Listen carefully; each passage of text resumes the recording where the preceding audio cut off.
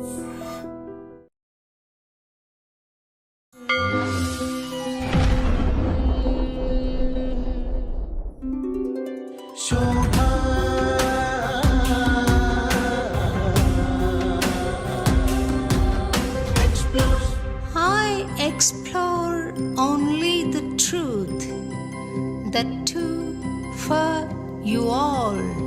Shobha explores.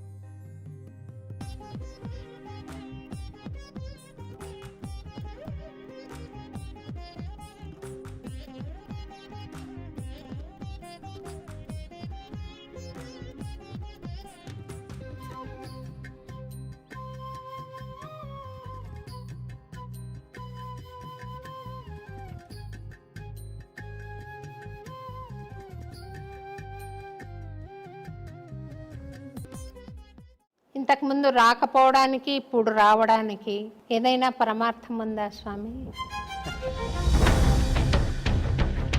మనందరి యొక్క సుకృతంగా ఈరోజు ఇక్కడ వచ్చానన్నమాట. మీరు 12 ఏళ్ళు తపస్సు చేశారు అని విన్నాను స్వామి. ఎక్కడ చేశారు? ఇప్పటికీ కారులో కూర్చున్నానంటే అట్లాగే వెళ్ళిపోతాను మైకం లోపల. స్వామి, అంబత్రయి క్షేత్రము నెలకొల్పాలని మీకు సంకల్పం ఎలా వచ్చింది? 2010వ సంవత్సరం లోపల తీవ్రమైన వైరాగ్యం లోపల అజ్ఞాతంలో ఉన్నాను. అప్పుడు మీకు ఒక మెసేజ్ చేసిన తర్వాత కూడా అమ్మతో కాస్త కళ్ళు మూసుకొని మా యొక్క సంభాషణ జరిగింది. మీరు అక్కడ నీటితో దీపం వెలిగించినట్టు నేను చూశాను స్వామి. అది ఎన్ని సంవత్సరాల క్రితం వెలిగించారు? 2011వ సంవత్సరంలోనే కార్తీక శుద్ధ పౌర్ణమి రోజు జగదంబల యొక్క ప్రతిష్ట అయ్యింది. 2011వ సంవత్సరం నుంచి ఇప్పటి వరకు నిరంతరాయంగా వెలుగుతూనే ఉంది. 13 సంవత్సరాలు. మరణం తర్వాత ఏం జరుగుతుంది అన్నది మీరు ఇదమిత్తంగా చూడగలిగారా స్వామి? సాదృశ్యంగా చూడాలనుకుంటే ప్రతిరోజు లైవ్లో చూస్తారు వాళ్ళు. తమరు చూస్తుంటారు కదా స్వామి. భగవతి ఇచ్చామ్మ. నాకు ఆశీర్వచనం ఇవ్వండి స్వామి. తప్పకుండా. బెజవాడ కనకదుర్గమ్మ రాత్రిపూట రిక్షాలో కూర్చుని నగరమంతా చూస్తుంది. అది ఎంత మాత్రం సత్యం అంటారు? అది వాస్తవమే. చాలామంది మరి ఆ భక్తుడికి మోక్షం ఇచ్చింది, ఆయనను అనుగ్రహించింది అన్నమాట సత్యమే. చిలుకూరు బాలాజీ టెంపుల్కి వెళ్ళడం, అక్కడ రంగరాజన్ స్వామి వారు మిమ్మల్ని భుజం మీద ఎక్కించుకుని గుళ్ళోకి వెళ్ళడం, అందులో ఏదైనా పరమార్థం ఉందంటారా స్వామి? శ్రీమాన్ రంగరాజన్ వారు అది ఒక సవాల్గా తీసుకున్నారు. తిరుప్పాణ ఆల్వారు లాంటి ఒక ఈ నిమ్న వర్గాల్లో అంతటి పరమభక్తుడు ఎవరున్నారు అని బాగా రీసెర్చ్ చేశారు. ఎవరో ఒక భక్తుడు నా గురించి వారికి చెప్పారు. నేను షాక్ అయ్యాను. ఆనాడు తిరుప్పాణ ఆల్వారు పుట్టినటువంటి కమ్యూనిటీ ఏమిటి, ఈనాడు నువ్వు పునరావృతం చేస్తున్నటువంటి కమ్యూనిటీ వాళ్ళు ఎవరు? భౌతికమైన శరీరం లేకుండా ఉంటారా స్వామి? అట్లా ఉన్నారు. లేవు అనడానికి ప్రమాణాలు లేవు, ఉన్నాయి అనడానికి ప్రమాణాలు ఉన్నాయి. మీరు చూసారా స్వామి దయ్యాలను?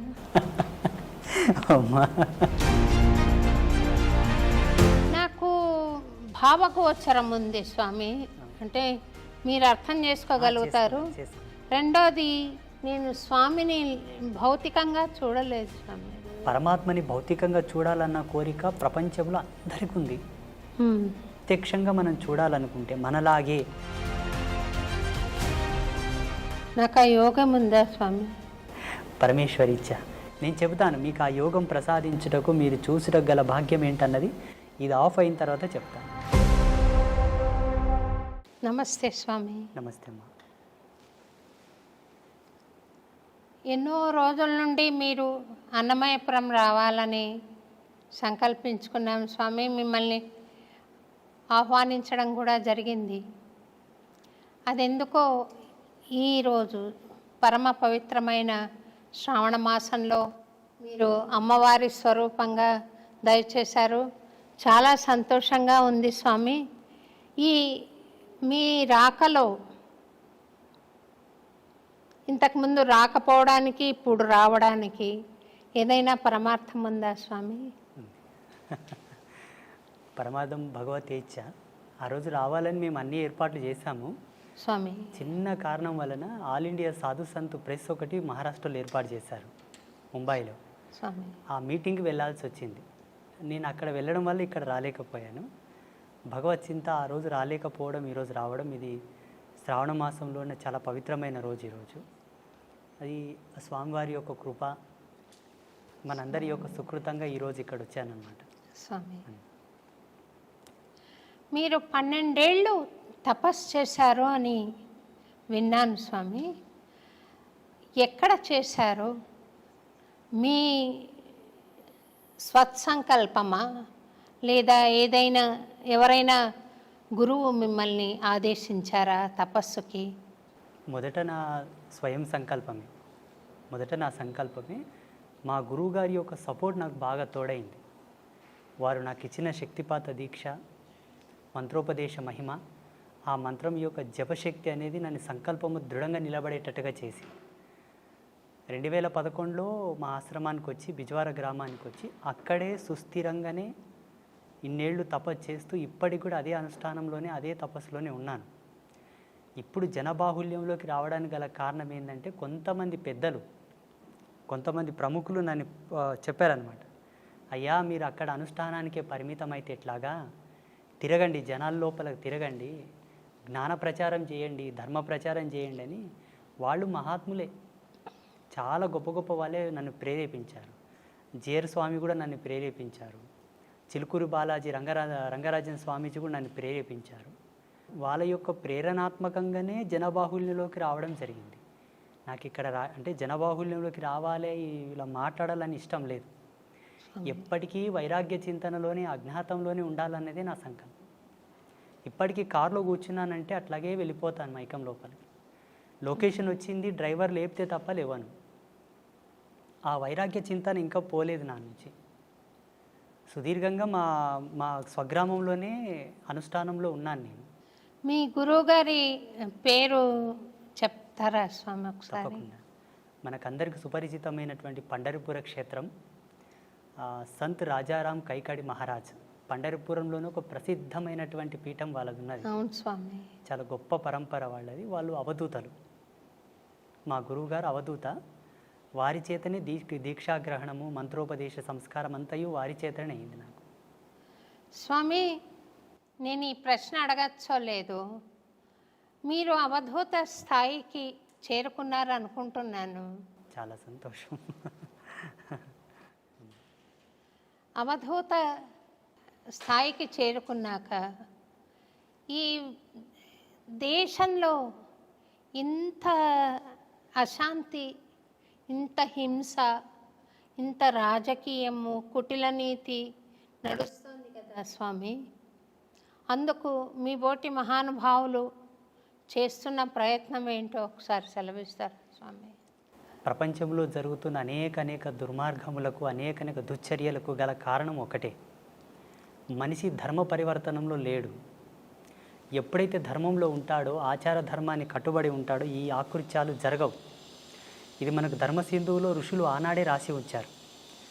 ఈ ధర్మాన్ని గనక జీవుడు తప్పితే ఎన్ని అఘాయిత్యాలు జరుగుతాయి సమాజంలో, ఎన్ని ఆకృత్యాలు ప్రేరేపితం అవుతాయని ఋషులు ఆనాడే ఉద్ఘాటించి మనకు రాసి ఇచ్చారు. అలా కొన్ని శాస్త్ర నిఘంటువుల యొక్క పరిశోధన చేసినప్పటికీ మాకున్న స్వీయ అనుభవంతో కూడా ఈ ఆకృత్యాలు చూడాల్సి వస్తుందే అని ప్రతిరోజు మదనపడిపోతుంటాం మేము. వీటిని అరికట్టడానికి, వీటిని నివారించడానికే సమాజంలోకి రావడం, అవగాహన సదస్సులు ఏర్పాటు చేయడం, ఈ సోషల్ మీడియా మాధ్యమంగా కూడా మాకు తోచినటువంటి జగన్మాత ఇచ్చిన జ్ఞానం చేత అందరినీ జ్ఞాన మార్గంలోకి తీసుకురావడం, ఇవన్నీ జరుగుతూ ఉన్నాయి. మా సంకల్పం ఒకటే, ధర్మం నిలబడాలి, సత్యమే సమాజంలో ప్రజ్వరిల్లాలి, ప్రతి ఒక్కరి యొక్క ఆభరణం కావాలి. కంఠాభరణం ఎలా ఉంటుందో అలా ఆభరణం కావాలి. అందరూ శాంతి కాముకులై సస్యశ్యామలంగా జీవించాలన్నది మా సంకల్పం. ప్రతిరోజు జపం అయిపోయిన తర్వాత అంగన్యాస కరన్యాసములన్నీ అయిపోయి ఉపాసన బలం అంతా అయిపోయిన తర్వాత మంత్రక్షితలు అదే దిశగా వదులుతాను నేను. అమ్మా జగజ్జనని, ఈ సమాజంలో సుస్థిరమైనటువంటి శాంతిని నెలకొల్పమ్మా, నా బోటి వాళ్ళు చేసేటటువంటి ఈ యొక్క సంకల్ప శక్తి సత్యమైతే అది నెరవేరుగాక అని అమ్మకు ఆదేశం ఇస్తాను ప్రతిరోజు. ఆ అమ్మ యొక్క ఆశీర్వాదం, భగవత్ సంకల్పం, భగవంతుడు తలంచిన ఎడల అది ఎంత పని. మేము ఉడతా భక్తిగా ప్రతిరోజు అదే సంకల్పం చేస్తూ ఉంటాం. యజ్ఞం చేసినా, అర్చన చేసినా, భగవత్ కైంకర్యం ఏం చేసినా కూడా ఉత్తర సంకల్పం అదే.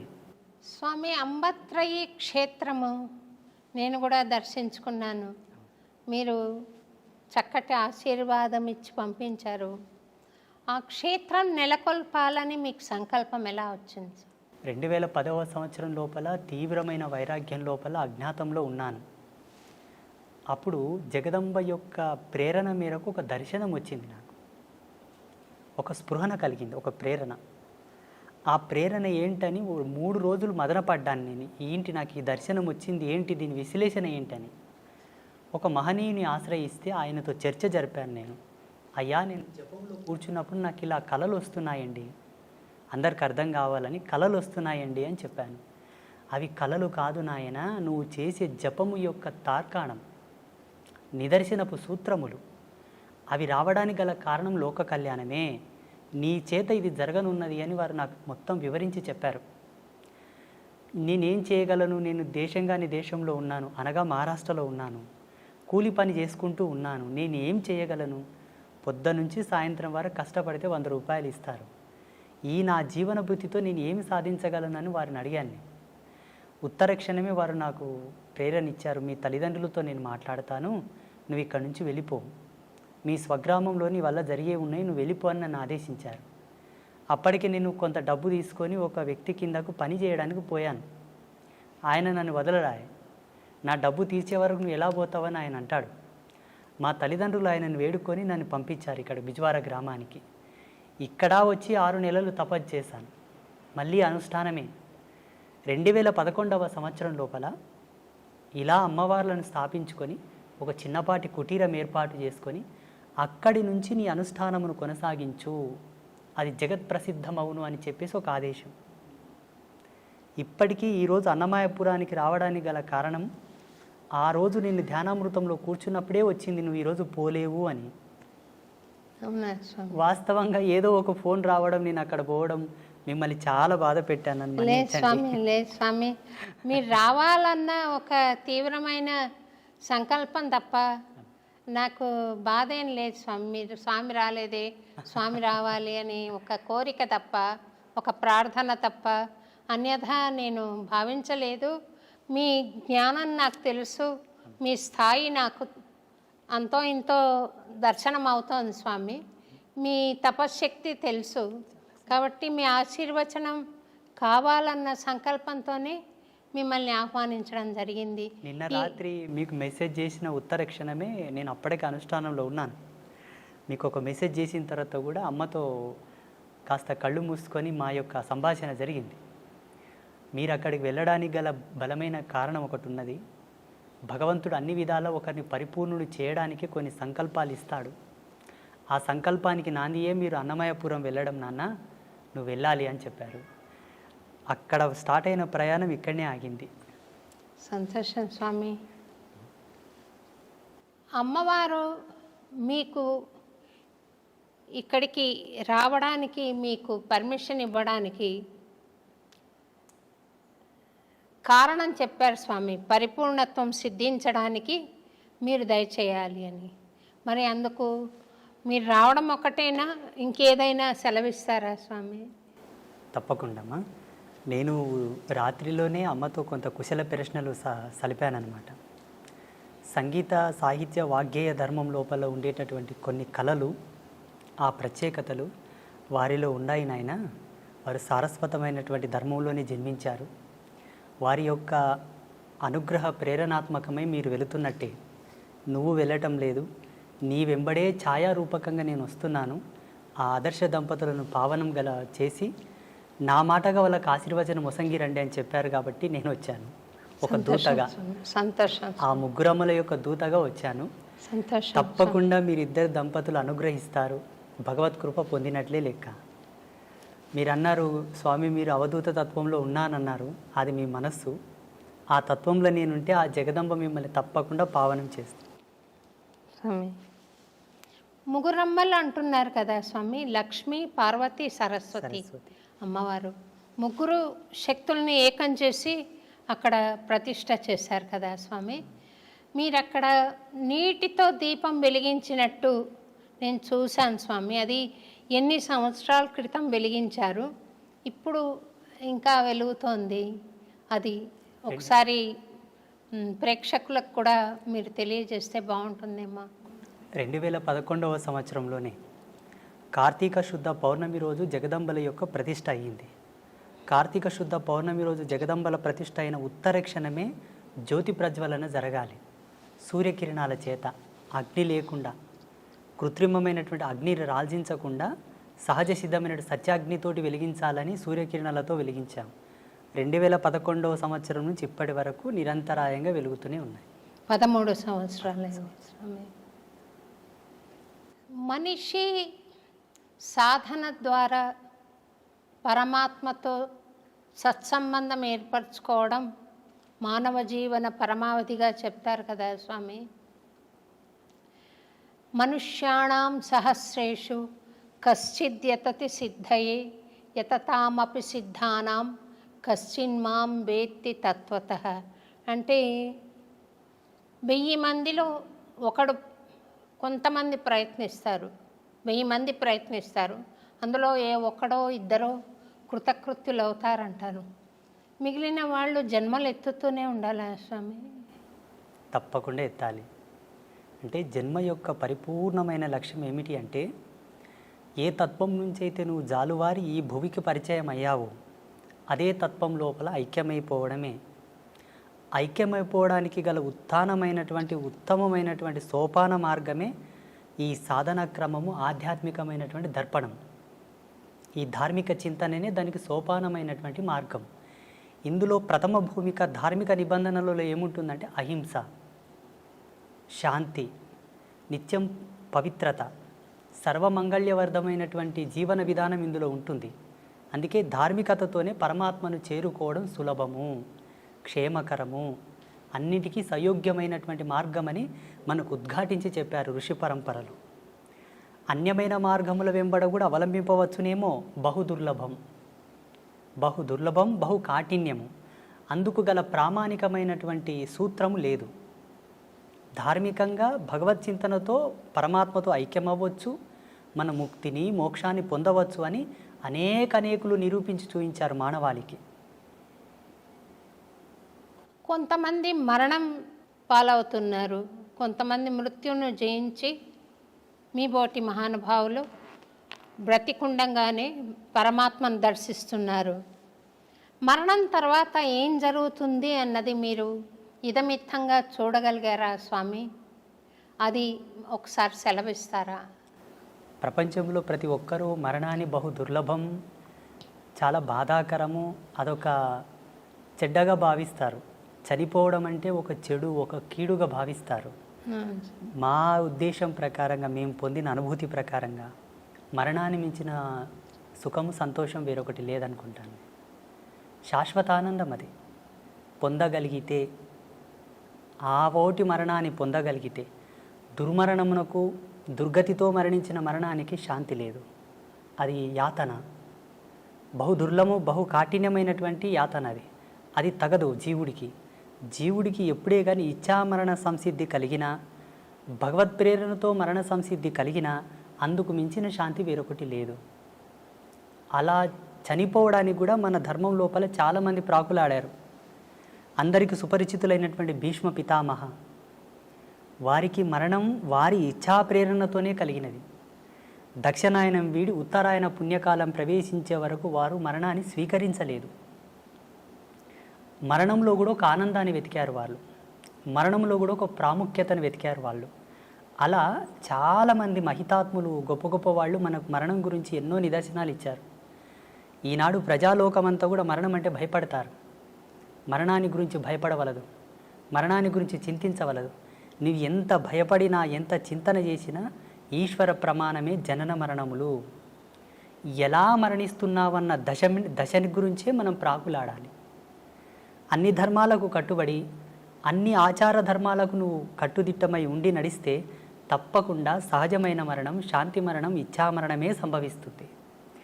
జీవుడు కాళ్ళు చేతులు గట్టి ఉండగా తనదైన విద్వత్తును, విజ్ఞానాన్ని కోల్పోయి ధర్మాన్ని విస్మరించి నడిచిన నాడు అకాల మృత్యువులే సంభవిస్తాయి. మరణం శాంతంగా, హాయిగా, ఆస్వాదించడానికి అలవు కానంత అద్భుతంగా ఉంటుంది. మేము ఆస్వాదించాము దాన్ని.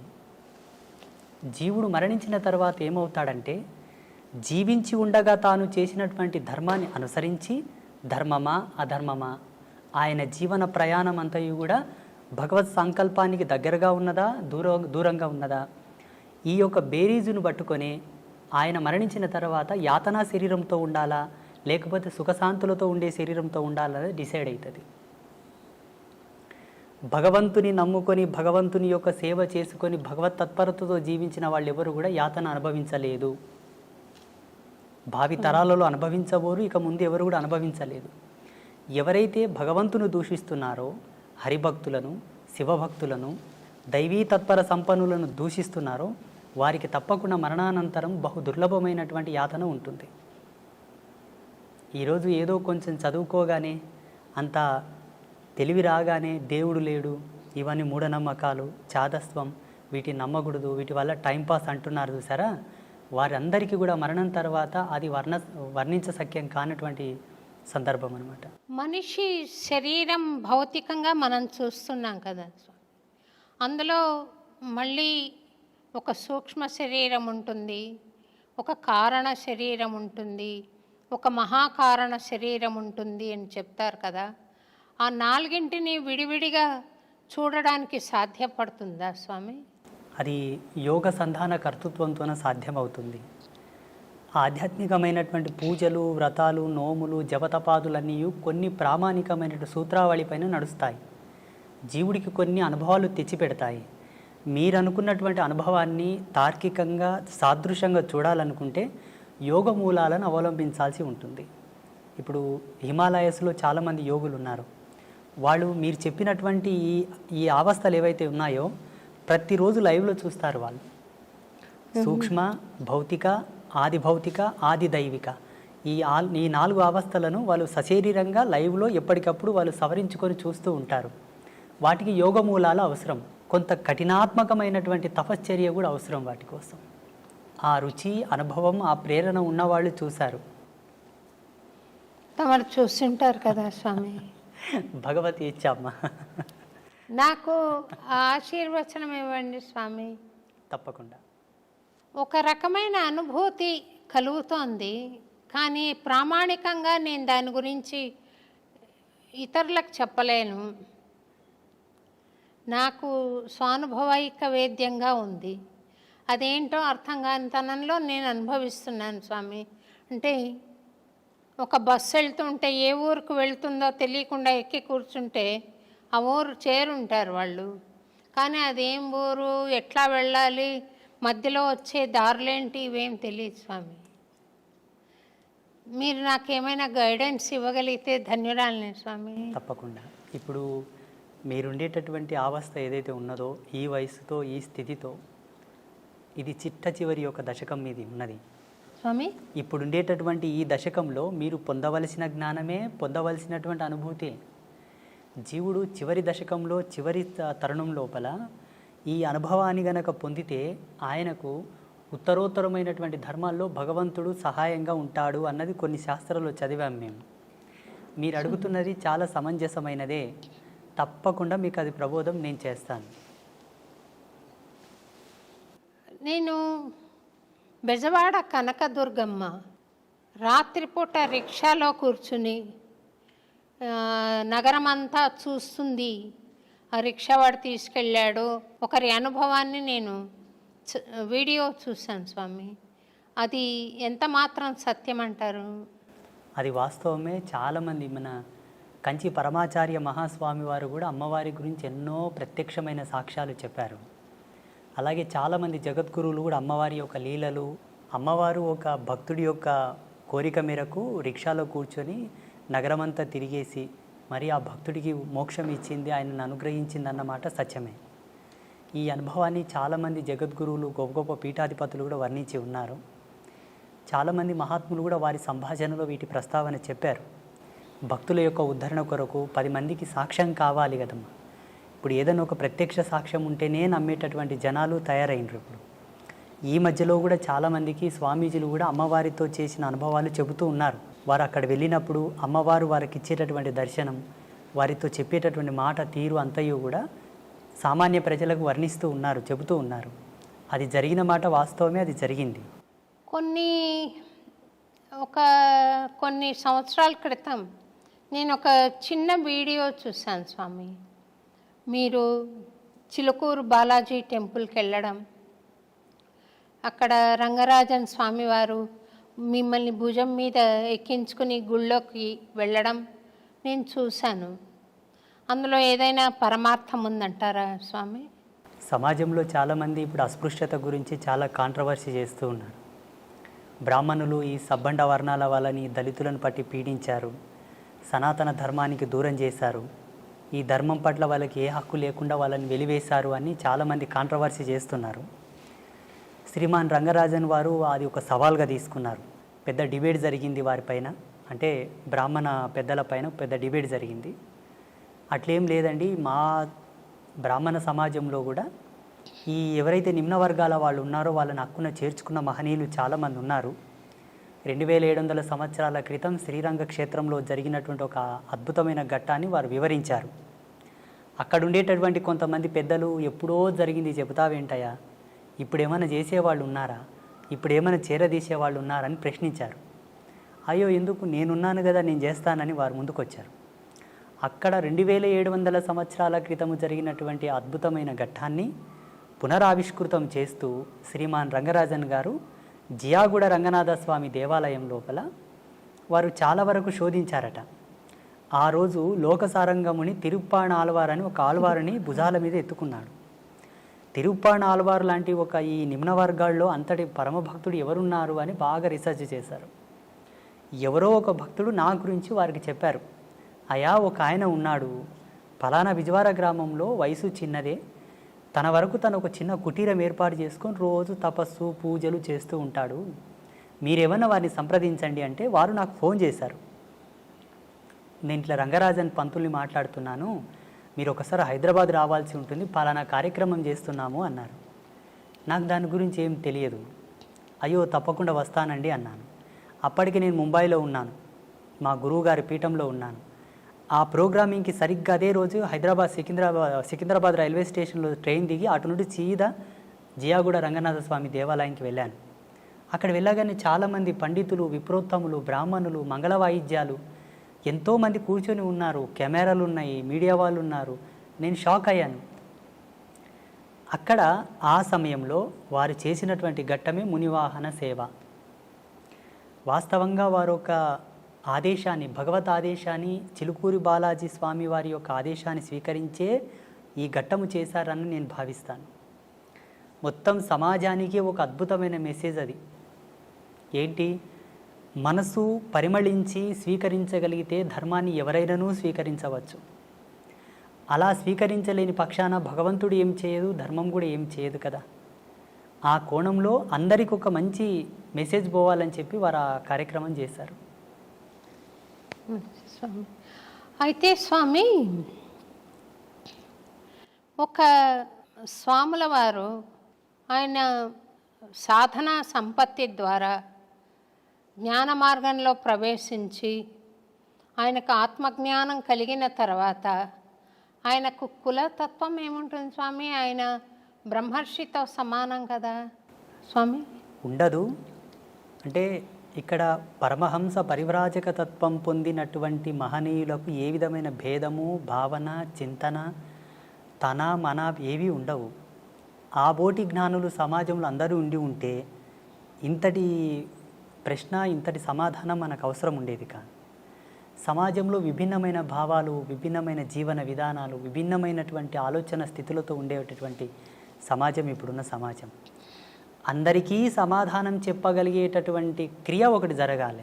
అందుకు పరమాత్మనే ఎందుకు ఆహుతి కాకూడదు? ఆ పరమాత్మ యొక్క భక్తుడే ఎందుకు సమిధ కాకూడదు? ఆ సమాధానము జ్వాలల్లో కాలడానికి, ఆ సమాధానపు చర్యకు ఆహుతైనటువంటి జ్వాలగా, ఆ సమిధగానే రంగరాజన్ గారు నేనిద్దరం మారడం జరిగింది. ఇక్కడ ఉండేటటువంటి స్వామీజీకి ఆ భేదము లేదు, అక్కడ ఉండేటటువంటి స్వామికి ఏ భేదము లేదు. కానీ సమాజంలో ఎవరికి కూడా సందేహం లేకుండా, ఏ ఒక్కరికి, పండితి నుంచి పామరుని వరకు అందరికీ సమానమైనటువంటి ఒక సమాధాన ప్రేరేపకమే ఆ మునివాహన సేవ. నాలో వాళ్ళు కులము చూడలేదు, నాలో వాళ్ళు వర్గభేదము చూడలేదు. సమాజంలో ఎక్కడి నుంచి అని తీసుకున్నావు అన్న ప్రశ్న వస్తుంది. ఆనాడు తిరుప్పాణాళ్వారు పుట్టినటువంటి కమ్యూనిటీ ఏమిటి? ఈనాడు నువ్వు పునరావృతం చేస్తున్నటువంటి కమ్యూనిటీ వాళ్ళు ఎవరు? ఆయన భాగవతుడా, భక్తుడా, భగవంతుడా, స్వామీజీయా, సన్యాసియా పక్కన పెడితే వర్గీకరణ ప్రకారంగా దృశ్యంతో చూసేవాళ్ళు ఉన్నారు ఇప్పుడు సామాన్యులు. వారి కోరకై నన్ను ఎంచుకొని నన్ను వారు ఆ కార్యక్రమంలో స్వామివారే ముందుకు తెచ్చారు. మీరన్న భావనతో ఎక్కడ కూడా భేదం అక్కడ లేదు, నాలో లేదు, వారిలో లేదు. జనాల కోసం, జనబాహుళ్యంలో అది ఒక మంచి నిర్దేశకం కావాలి కాబట్టి వారు తీసుకోవడం జరిగింది. అంటే ఆదిశంకరాచార్యుల వారు మహాజ్ఞాన సంపన్నులైనా కూడా ఈ చిన్న భేదభావం వారిలో ఇంకా ఉందని సాక్షాత్తు ఆదిశంకరాచార్యుల వారే ఒక చండాలుడి వేషంలో వచ్చి అడ్డొస్తే తొలగమన్నారని. దేన్ని తొలగమంటావు? శరీరాన్ని తొలగమంటావా? ఆత్మను తొలగమంటావా? శరీరం నశ్వరం, ఆత్మ అనశ్వరం కదా, మరి దేన్ని తొలగమంటావు అని పవిత్రమైన ఆత్మన ఈ దాన్ని భరిస్తున్న శరీరాన్న అని అడిగాడని చెప్తారు కదా స్వామి, అది సత్యమేనా? సత్యమే. ఇలా శంకరాచార్యుల వారి జీవితంలో ఎన్నో ఎన్నో సాక్ష్యాలు ఉన్నాయి. మనకు సినిమాల మాధ్యమంగా గ్రాంధికంగా ఈ ఒక ఉదాహరణ ప్రాచుర్యంలో ఉన్నది. ఇలా వారి అనుభవంలో చాలా ఉదాహరణలు ఉన్నాయి శంకరాచార్యుల వారి జీవితంలో. అది ఒకటే కాక అటు ముందు కూడా కొన్ని సంఘటనలు వాళ్ళు ఎదుర్కోవడం జరిగింది. ఇప్పటికీ ఎందరో మహనీయులు ఇటువంటి సన్నివేశాలు చూసి ఉన్నారు. రామానుజుల వారి జీవితంలో కూడా ఒక ఘట్టం జరిగింది. రామానుజుల వారి జీవితంలో, మధ్వాచార్యుల వారి జీవితంలో మహనీయులకందరికీ కూడా ఎక్కడో ఒక్క మూలన జ్ఞానపు అంకురము వెలిగించడానికి, పరమాత్మనే తట్టి లేపడానికి కొన్ని సంఘటనలు జరిపించాడు. ఆ చిద్విలాస స్వరూపుని యొక్క లీలలవి, ఆ పరాత్పరుని యొక్క లీలలవి. ఆయననే సామాన్యుడిలా వచ్చి, చండాలుడిలా వచ్చి, నిషిద్ధ కులములో పుట్టినటువంటి ఒక భక్తుడిలా వచ్చి భాగవతులకు, త్రిమతాచార్యులకు కొంతలో కొంత జ్ఞానోపదేశం చేశాడు. అక్కడ జరిగినటువంటి సంభాషణ మూలంగా స్వామివారు, శ్రీ వెంకటేశ్వర స్వామివారు ఆ తిరుమల కొండలపైన ఎందరితోనో ఎన్నెన్నో ఆటలు ఆడాడు, క్రీడలు ఆడారు. చాలామంది భాగవతులతో, పుణ్యాత్ములతో ఆయన క్రీడించాడు, సంభాషించాడు. అందులో సెన్సులు ఉన్నారు, దళితులు ఉన్నారు, కొండల్లో జీవించే వాళ్ళు ఉన్నారు, చాలామంది ఉన్నారు. కొన్ని కథలు ప్రాచుర్యంలోకి వచ్చాయి. ఇప్పుడు వేంగమాంబ కానీ, అక్కడ ఉండేటటువంటి ఒక భక్తుడు కానీ, హాతీరాం బాబాజీ కానీ, ఇటువంటి వాళ్ళ గాథలు కొన్ని ప్రాచుర్యంలోకి వచ్చాయి. మరుగున పడిపోయిన చరిత్రలు చాలా ఉన్నాయమ్మా. స్వామి ఎందరెందరితోనో సంభాషించినటువంటి కథలు చాలా ఉన్నాయి. మాబోటి వాళ్ళు వాటిని తెలుసుకొని పసిగట్టి కొందరికి మాత్రం వాటి చెబుతూ, చూడన్న మీరు దేనికి తక్కువ కాదు, శ్రీ వెంకటేశ్వర స్వామి వారే మీ వాళ్ళతో మాట్లాడారయ్యా, మీరు స్వామివారికి పాత్రులే, మీరు స్వామివారిని చేరండి, సేవించండి, వేడుకోండి అని చెప్పేసి చాలామందిని నేను ప్రేరేపితం చేశాను. ఈ ముగురమ్మల మూలపుటమ్మ అంటారు కదా స్వామి, ఆ ముగురమ్మలు ముక్కోటి దేవతలు ఒక్కటైనారు, చక్కని పాపను ఇక్కడ ఉంచారు అన్నారు. ఈ అమ్మలంతా కలిసి అక్కడున్నారు అని ఒక భక్తుడి భావన. మీరు వెంకటేశ్వర స్వామిలో అమ్మను దర్శించుంటారు కదా స్వామి, అమ్మలో కూడా వెంకటేశ్వర స్వామి కనపడుతూ ఉండాలి కదా. ఈ అభేదత్వం ఉన్నప్పుడు మా దేవుడు గొప్ప, మీ దేవుడు గొప్ప అనుకోవడం మూర్ఖత్వం అవుతుందేమో కదా స్వామి. భగవంతుణ్ణి ఎప్పుడైతే భేదంతో చూశావో జీవుడు ఇంకా పరిపూర్ణుడు కాలేదు అని లెక్క. అది సాంప్రదాయికంగా అవనివ్వండి, పీఠ పరంపరానుగతంగా అవనివ్వండి. జీవుడు తరించుటకు పలు మార్గాలున్నాయే తప్పిస్తే ఉత్తమమైనటువంటి స్థితి చేరడానికి ఉన్నది ఒకటే, పరమాత్మ. ఆ పరమాత్మకు ఏ విధమైన రూపభేదము లేదు, లింగభేదము లేదు, వర్గభేదము లేదు, ఏ విధమైన సాంప్రదాయమైనటువంటి భేదము లేదు. జీవుడు తనకు విజ్ఞాన విద్వత్వ ఆవిష్కరణ చెంది తాను కొన్నింటిని పరిగణలోకి తీసుకున్న తర్వాత కొన్ని కట్టుదిట్టమైన ఆచారాలను ఏర్పాటు చేసుకున్నాడు. వారి యొక్క ఆశ్రమ ధర్మాలు, పీఠ పరంపరానుగతంగా వచ్చేటటువంటి సూత్రాలను పట్టుకున్నారు. భగవంతునికి అవి ఎన్నడి కూడా చెల్లవు. నేను స్వామివారిలో అమ్మని చూస్తాను, అమ్మలో స్వామివారిని చూస్తాను, స్వామివారిలో శివతత్వం చూస్తాను, శివతత్వంలో స్వామితత్వం చూస్తాను, భక్తుడిలో భగవంతుని చూస్తాను, భగవంతునిలో భక్తిని చూస్తాను, ఉపాధి యోగ ధర్మాన్ని అనుసరించి. అట్టి జ్ఞానాన్ని పొందిన వాళ్ళు ఎవరు కూడా ఎరుక దృష్టితో చూసే వాళ్ళు ఎవరు కూడా భేదం చూపరు. నేను శ్రీ వెంకటేశ్వర క్షేత్రానికి ఎప్పుడు వెళ్ళినా అక్కడ పరమాత్మను దర్శించేటప్పుడు నా అంతరాత్మలో జగదంబనే ఉంటుంది, సాదృశ్యంగా స్వామి ఉంటాడు. నేను మా పిల్లలకు, మా శిష్యులకు అందరికీ ప్రబోధం చేశాను. ఆ జగజ్జనని జగన్మాత ఆ లలితా పరమేశ్వరే నాకు గోచరించింది నాయన అని చెప్తూ ఉంటాను నేను. ఒక్క త్రుటి కాలమునందు మరి యథాతథంగా స్వామివారే గోచరిస్తారు. అది నా గురి, నా యొక్క తాపసికమైన గురి ప్రతిరూపకంగా అక్కడ అమ్మను దర్శిస్తాను నేను. సంతోషం స్వామి. స్వామి, కొంతమంది మహాభక్తులై ఉండి కూడా సాధన ఎంతో జరిగినా కూడా వారు కొన్ని దశల్లో కొన్ని విపత్తులను అనుభవిస్తూ ఉంటారు. అది వాళ్ళు ఇది వద్దనుకున్నా కూడా అది పోయే స్థితి ఉండదు. ఒక పని చేయాలనుకున్నా చేసే స్థితి ఉండదు. అదేమన్నా చేతబడా స్వామి? ఇక్కడ మనము భగవంతుడు వారిని విశేషంగా అనుగ్రహించబడ్డప్పుడు ఇటువంటి తుచ్చమైనటువంటి ప్రయోగములు వాళ్ళ మీద జరగవు. ఉదాహరణకు ఈ దేశానికి ఒక హోమ్ మినిస్టర్ ఉంటాడు. దేశానికి home minister, central home minister. ఆ సెంట్రల్ హోమ్ మినిస్టర్కి పోలీసు బందోబస్తు కొదువ ఉంటుందా? మీరు చెప్పండి, ఉంటుందా? ఉండదు. ఉండదు. భగవంతుడంటే అనిర్వచనీయమైనటువంటి శక్తి, దేని కొలతలతో కొలవలేనిది. తాంత్రిక విద్యలు, క్షుద్ర విద్యలకు కొలత ఉన్నది, లిమిట్ ఉన్నది. క్షుద్ర విద్యలు ఒకరి మీద ఆపాదం కావడానికి, ప్రయోగం కావడానికి, వారి మీద ప్రభావం చూపడానికి లిమిట్ ఉన్నది. భగవత్ చైతన్యానికి లిమిట్ లేదు, కొలత లేదు, అపరిమితం, అది అనంతం, అవ్యాజ్యము. అట్టి కృపను పొందిన మన పైన అటువంటి ప్రయోగాలు జరగవు. అయితే కొంతమంది పుణ్యాత్ములు, పుణ్యచరితులు, గొప్ప గొప్ప భక్తులు కూడా కొంత సమయం వరకు కలిమాయలో పడవలసి వచ్చి కొన్ని తప్పులు చేశారు, కొన్నింటికి ప్రలోభపడ్డారు, స్త్రీ వ్యామోహితులయ్యారు, డబ్బుకు వ్యామోహితులయ్యారు, రాజకీయంగా వాళ్ళు కలిసి కొందరి చేత అవమానాలు పడ్డారు. చాలామంది గొప్ప గొప్ప పీఠాధిపతులు అనుకోండి, స్వామీజీలు అనుకోండి. వీటికి వారి యొక్క స్వయం జన్మకర్మ సంభవము. ఎవరు? ఆ స్వామీజీ యొక్క జన్మకర్మ సంభవం. యోగ తత్పర సంపన్నులో ఏముంటుందమ్మా అంటే, ఆశ్రమ ధర్మాన్ని స్వీకరించినప్పుడే తన జన్మను తాను పరిశుద్ధి గావించుకొని ఆశ్రమ ధర్మంలో అడుగుపెట్టాలి. సోకాల్డ్ స్వామీజీలు సెల్ఫ్గా క్రియేట్ చేసుకొని వచ్చే వాళ్ళందరూ కూడా అనుభవిస్తారు, తప్పదు. వాళ్ళు పాత్రను శుద్ధి చేసుకోకుండానే పక్వానికి ఉపక్రమిస్తారు. పాత్ర శుద్ధి ఎరగక ముందే పక్వం ఆరంభిస్తారు కాబట్టి తత్ఫలితం వాళ్ళు అనుభవిస్తున్నారు. కానీ వాస్తవంగా ఆధ్యాత్మిక సూత్రావళి ప్రకారంగా ఏ ఆశ్రమ ధర్మంలో నువ్వు కాలు పెడుతున్నావో అడుగిడకన ముందే నీ జన్మ సుకృతం ఏమిటి, నీ జన్మకర్మ సంభవం ఏమిటి, ఎందుకై నీవు జన్మించితివి, అదంతా విశ్లేషణ చేసుకొని ఉత్తర జన్మలో ఉండేటటువంటి పాపములు నీవు ఎందు ఏవైనా ఉన్నా వాటిని ప్రక్షాళన చేసుకొని శుద్ధుడవైన తర్వాతే భగవంతుని ఆశ్రయించవలే. అలా చేసుకొని వాళ్ళకి అది ఆపాదమై వేధిస్తూ ఉంటాయి. ఆ కర్మ, ఆ పాపం యొక్క ప్రేరేపకమే వాళ్ళని తప్పు చేయడానికి ప్రేరేపిస్తూ ఉంటాయి. చాలామంది గొప్ప గొప్ప వాళ్ళ జీవితాల్లో ఇది నిరూపణ అయింది. ఆ ప్రభావం వాళ్ళ మీద ఉండిపోతుంది. భౌతికమైన శరీరం లేకుండా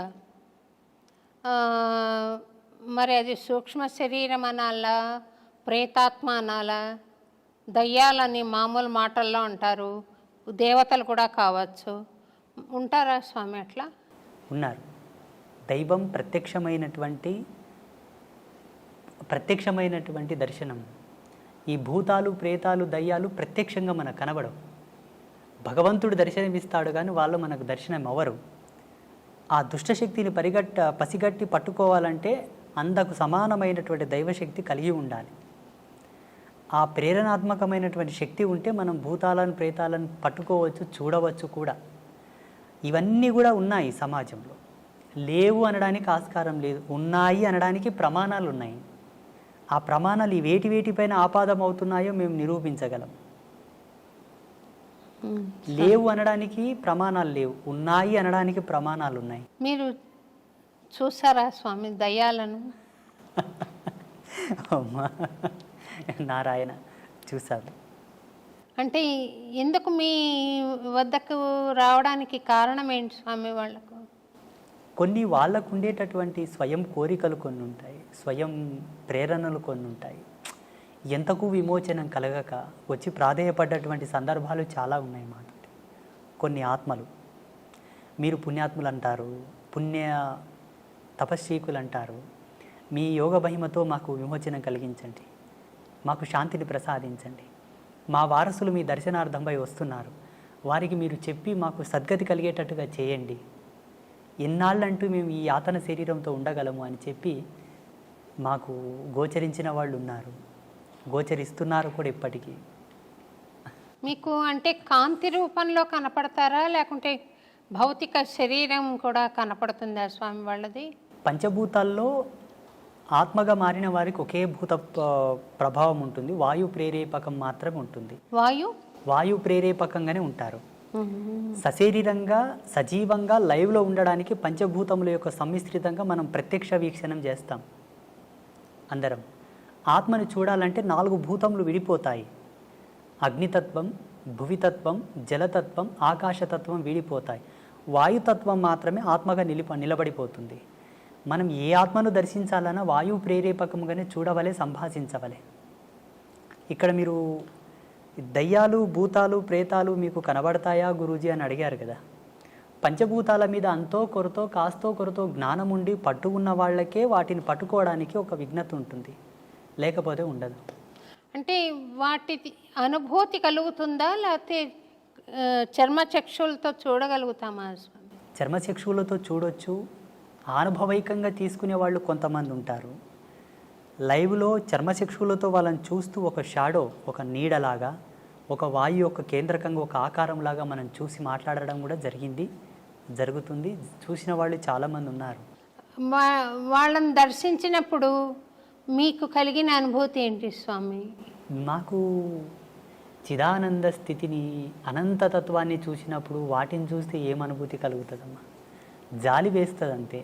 జాలి ఎందుకు స్వామి అంటే వాళ్ళు చెప్పేటటువంటి మాటలు, వాళ్ళు పడుతున్నటువంటి బాధ, ఇంత ఆస్తి గడిచి ఇచ్చాను, నాకు తగిన శాంతి చేయట్లేదు నా వాళ్ళు అని అంటారు. నాకు ఇంకయూ సద్గతి కలగలేదు, నా వారసత్వం అనే వ్యామోహం లోపల ఇంత కష్టపడి నేను అన్నీ చేసి ఇచ్చాను, నా మరణానంతరము నాకు సరి అయిన పూజలు చేయక, నాకు సద్గతిని కల్పించక ఇంకయూ నన్ను బాధ పెడుతున్నారు స్వామి అని వేడుకున్నప్పుడు ఎవరికైనా జాలి కలుగుతుంది కదా. నా వారసత్వం చల్లగా ఉండాలని ఎన్నో ఆకృత్యాలు చేస్తూ, ఎన్నో తప్పులు చేసి, ఎంతో కష్టపడి అవతలి వాళ్ళ మనోభావాలు దెబ్బతీసి కూడా సంపాదించిన తర్వాత కూడా చివరికి ఆ జీవుడు వెళ్ళిపోయిన తర్వాత వీళ్ళు ఏమి సద్గతిని ప్రేరేపింపక బాధపడతాను. నేను వాళ్ళని చూసి ఏం అనుభూతి పొందను. మీరు వాళ్లకు సద్గతి కలిగించారా స్వామి, లేకుంటే ఇంకా ఉన్నారా మీతోటి? అంబాత్రయ క్షేత్రంలో లెక్క పెట్టలేదు కానీ అమ్మా, ఇప్పటికి శ్రీపీఠంలో గోమాతకు చాలా ఉత్తమమైనటువంటి తంతులతోటి మేము పితృదేవతలకు శాంతి చేస్తాం. మీరు ఇదొక్కటి పట్టుకోవాలి. ఇక్కడ ఉండేటటువంటి భారతదేశంలో ఏ క్షేత్రంలో కూడా అట్లా గోమాతకు పూజా కైంకర్యములు జరగవు. అది జగదంబ యొక్క ప్రేరణని అమ్మ నాకు ఇచ్చిన దర్శనమే. చూడు నాయన, నీ చెంతకు వచ్చి వారికి ఈ విధంగా గోమాతకు కైంకర్యములు జరిపి వారి పితృదేవతల శాంతిని కోరితే ఉత్తరక్షణమే శాంతిస్తారు, వాళ్ళ సంసారంలో ఎన్నో మార్పులు వస్తాయి, వాళ్ళు సుఖ సంతోషాలతో జీవిస్తారు అని. అలా మన పీఠంలో ప్రతి మంగళవారం, శుక్రవారం, పౌర్ణమి, అమావాస్యకు చాలామంది చేస్తూ ఉంటారు. వాళ్ళకి సద్గతి కలుగుతుంది స్వామి. మీరు దయ్యాలకే సద్గతి కలిగించినప్పుడు నేనేదో భక్తిగా ఉన్నాను కదా స్వామి, నాకు ఆశీర్వచనం ఇవ్వండి, ప్రసాదించండి. తప్పకుండా. అంటే మీకు ప్రత్యేకంగా నేను ఇవ్వవలసిందైతే ఏమీ లేదు. ఒక్కటి ఇవ్వగలను, ఒకటి మాత్రం ఇవ్వగలను. చెప్పండి. ఆ పరమేశ్వర యొక్క ఆశీర్వాదంతో, భగవంతుని కృపతోటి ఆల్రెడీ మీరు ఈశ్వర ప్రీతిని పొంది ఉన్నారు, భగవత్ కృపను పొంది ఉన్నారు, మీరు ఉత్తమమైనటువంటి ధర్మంలోనే ఉన్నారు. ఇందులో ఏ సందేహం లేదు. అంటే ఇంతకుముందే మనం కాఫీ తాగాము చిన్నగా. కాఫీ తాగిన తర్వాత కూడా దాని రుచిని కోరుతున్నట్టు ఉన్నది మీరు. మీరు కోరకనే కోరి ఉన్నారు. కోరినను దాన్ని కోరనట్లుగానే భావించి మీరు కోరినటువంటి దాన్ని ప్రసాదించడానికి నేను అనుగ్రహిస్తాను. ఈ కెమెరా ముందు వద్దు, అందరు పట్టుకుంటారు మళ్ళీ దాన్ని. అమ్మా స్వామి, అన్నమాచార్యుల వారు 32,000 కీర్తనలు స్వామి మీద రాసిన మహానుభావుడు స్వామి. ఆయనకు 16వ ఏట స్వామి దర్శనమైంది. అప్పుడు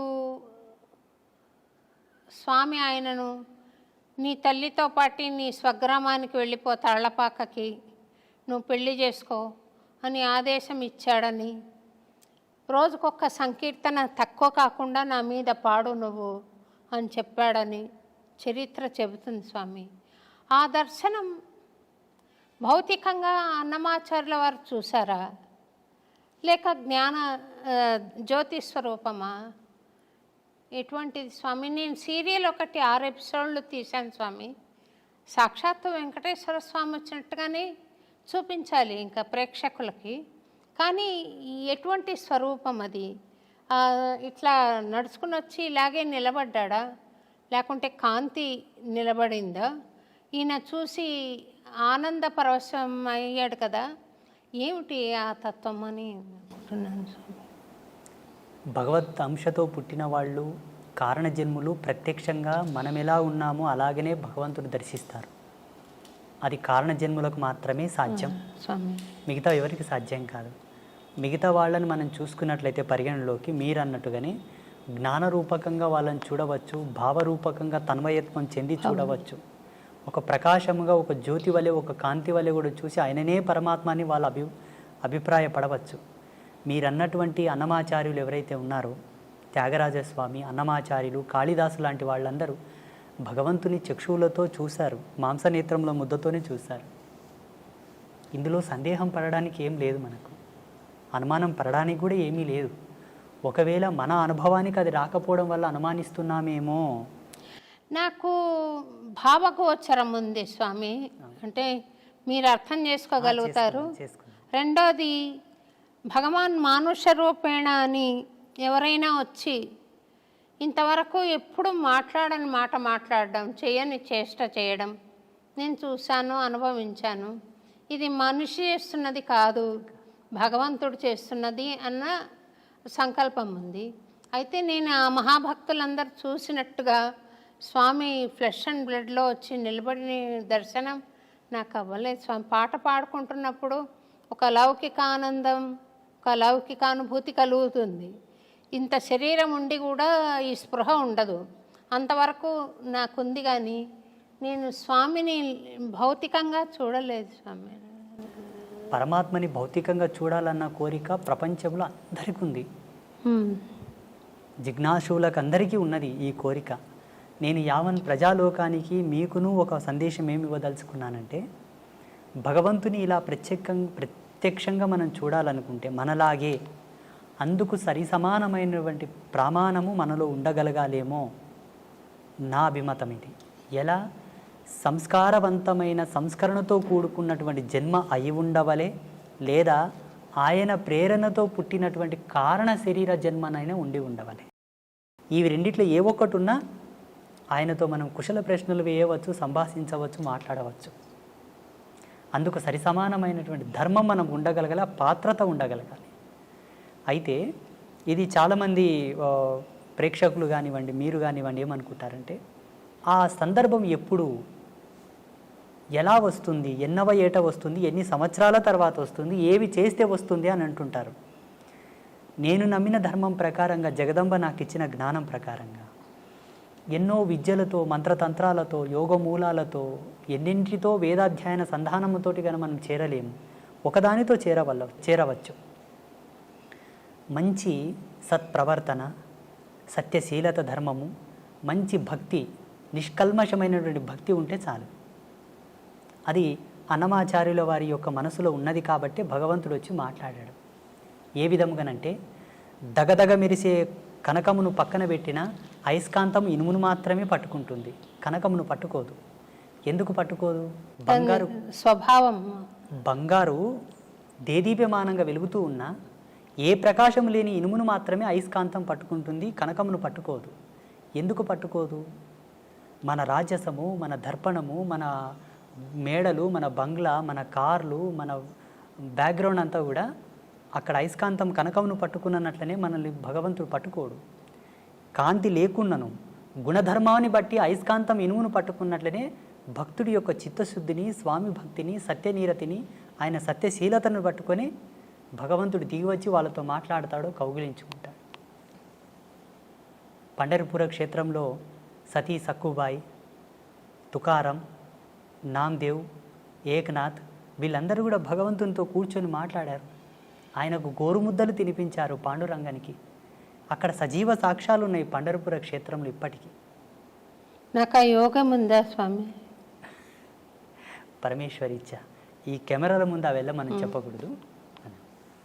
నేను చెబుతాను మీకు ఆ యోగం ప్రసాదించుటకు, మీరు చూసుటకు గల భాగ్యం ఏంటన్నది ఇది ఆఫ్ అయిన తర్వాత చెప్తాను.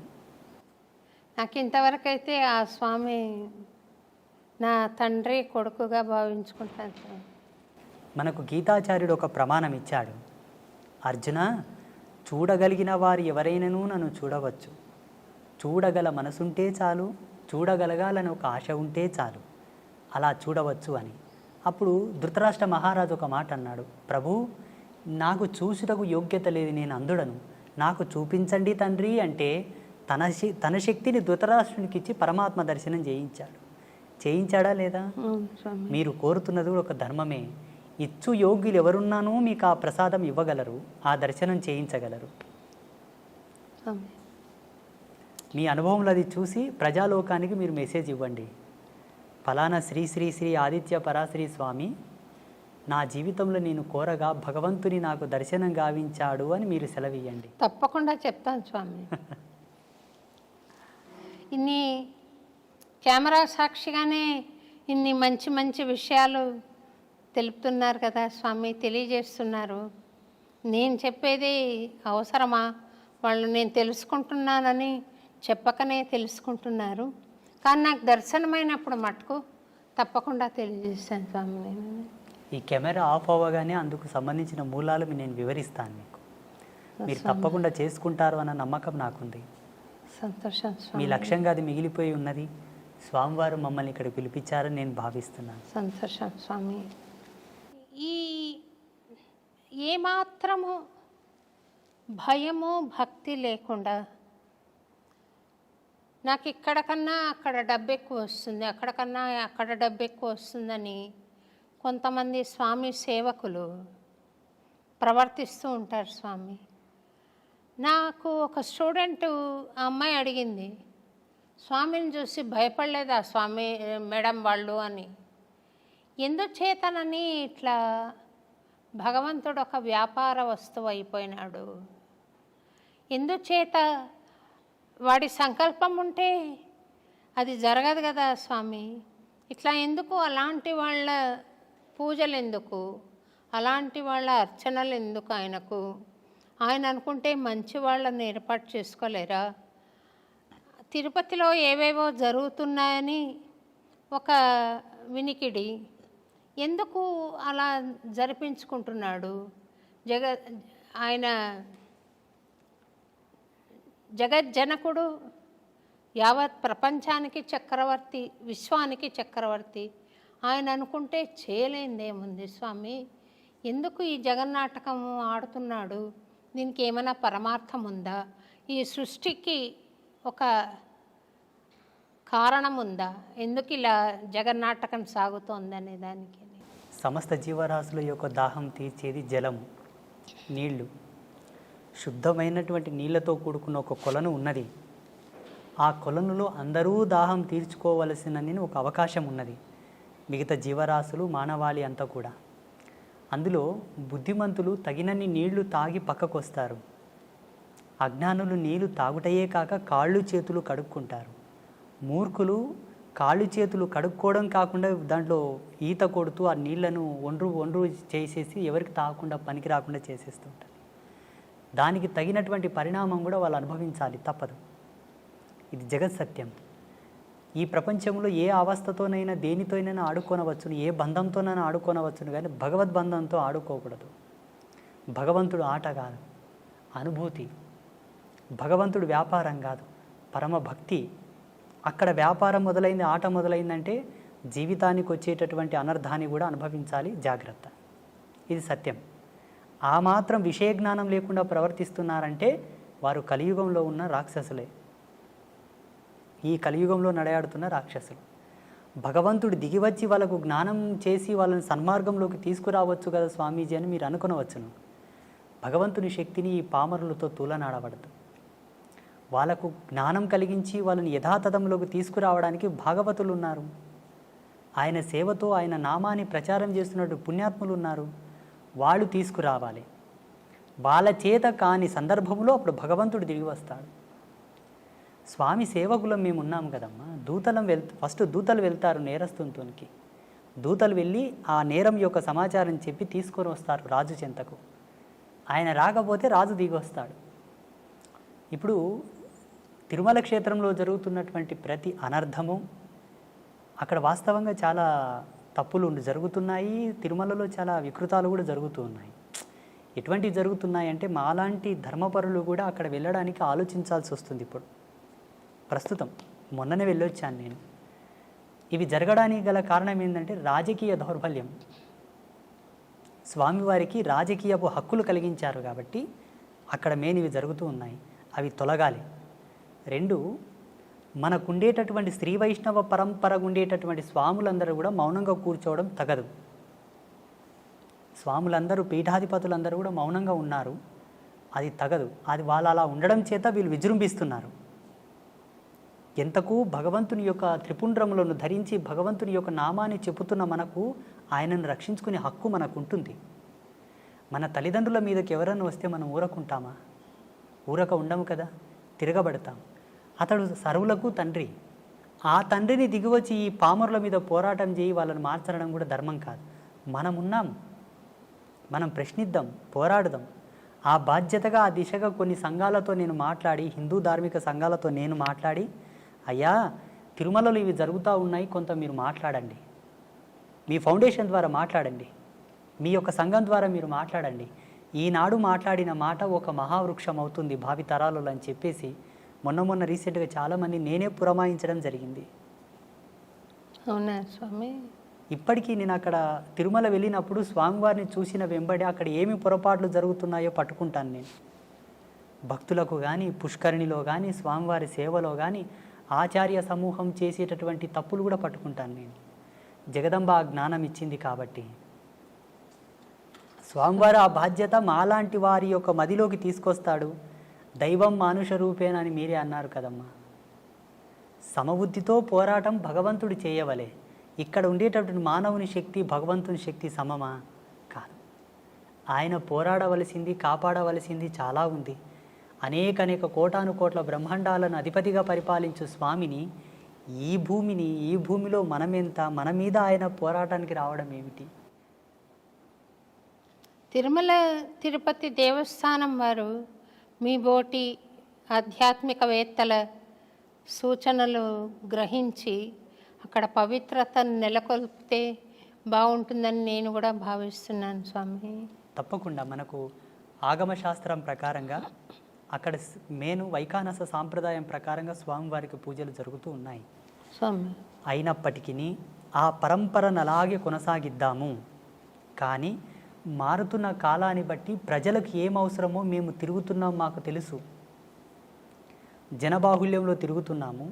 ప్రజలకు ఏ విధమైన కన్వీనియంట్ ఉండాలో మాకు తెలుసు కాబట్టి ధర్మాచార్య సదస్సు ఒకటి ఏర్పాటు చేసి ధార్మికుల యొక్క భావాలు తెలుసుకొని అక్కడ భక్తులకు అక్కడ స్వామివారికి సంబంధించిన కొన్ని అన్నీ సలిపితే లోక ప్రసిద్ధమైన తిరుమల క్షేత్రానికి ఏ విధమైనటువంటి భంగపాటు కలగదు.